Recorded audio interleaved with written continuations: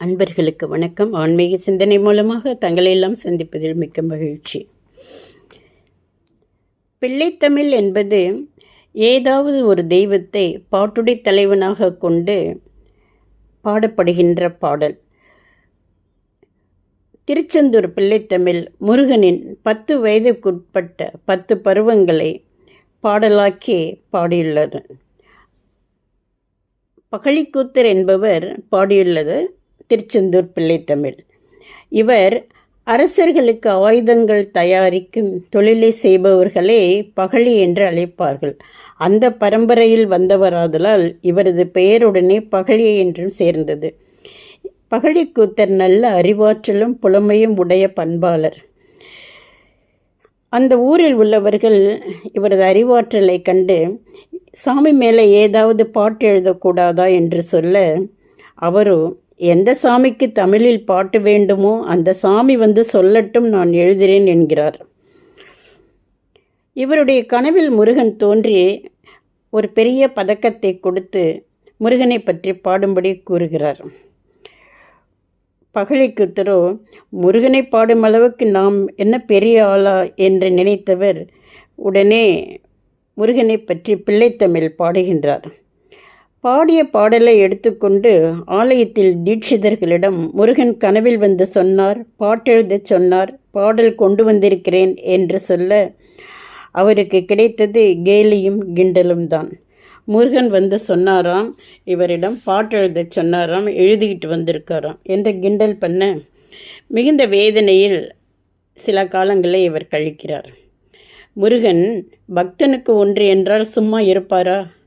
பெரும் செல்வந்தரும் பக்திமானுமான பண்பாளர் ஒருவர் கனவில் சென்று, பகழிக்கூத்தன் என்னை பற்றி பிள்ளைத்தமிழ் பாடி உள்ளான், அரங்கேற்றம் செய்ய ஏற்பாடு செய் என்று சொல்ல அவரும் கோவிலுக்கு செல்கின்றார். அங்கே முருகனின் பதக்கத்தை காணோம் என்று கோவில் முழுவதும் ஒரே கலைபரம். பகழிக்கூத்தனை அலட்சியம் செய்ததன் விளைவு என்று தன் தவறை உணர்ந்தவர்கள் எல்லோரும் அவரை தேடிச் சென்று மன்னிப்பு கேட்டு சீரும் சிறப்புமாக அழைத்து வந்து முருகனின் பதக்கத்தை கொண்டு வந்து அவருக்கு சாற்றி பிள்ளைத்தமிழை பாடி அரங்கேற்றுகின்றனர். அம்புலி பருவத்தை பற்றி திருச்செந்தூரில் முருகனை பாடிய பிள்ளைத்தமிழ்.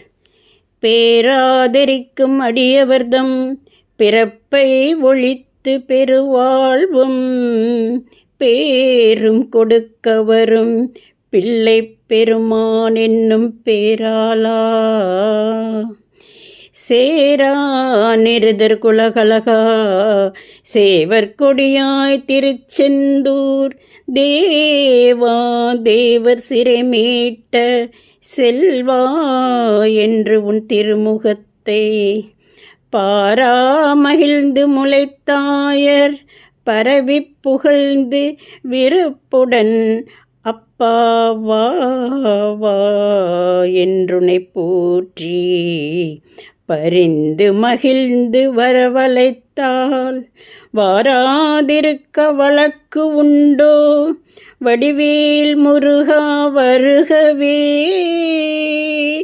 வடிவேல் முருகா வருகவே.